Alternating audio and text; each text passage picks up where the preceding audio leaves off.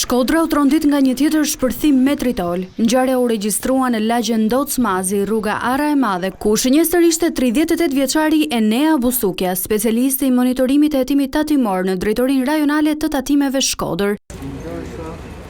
Sapo 38 vjeçari ka hyrë për të ndezur automjetin e tij, ka shpërthyer një sasi lëndplasëse e vendosur në mjet. Si pasojë është dëmtuar Busukja, i cili është dërguar në spital dhe aktualisht është jashtë rrezikut për jetën me një plagë të marrë në dorë.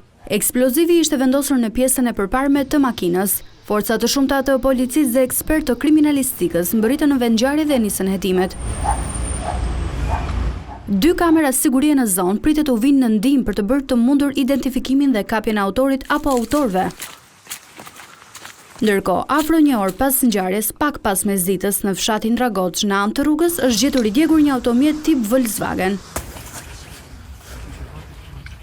Grupi hetimor po punon për përcaktimin e shkakut të rënies së zjarrit, pasi dyshohet se ky mjet është përdorur për t'u larguar autori apo autorët. Pista e parë ku po heton policia është ajo për shkak të detyrës, ndërsa pritet marrja në pyetje 38 vjeçarit nëse ka patur ndonjë konflikt apo kërcënim në drejtim të tij.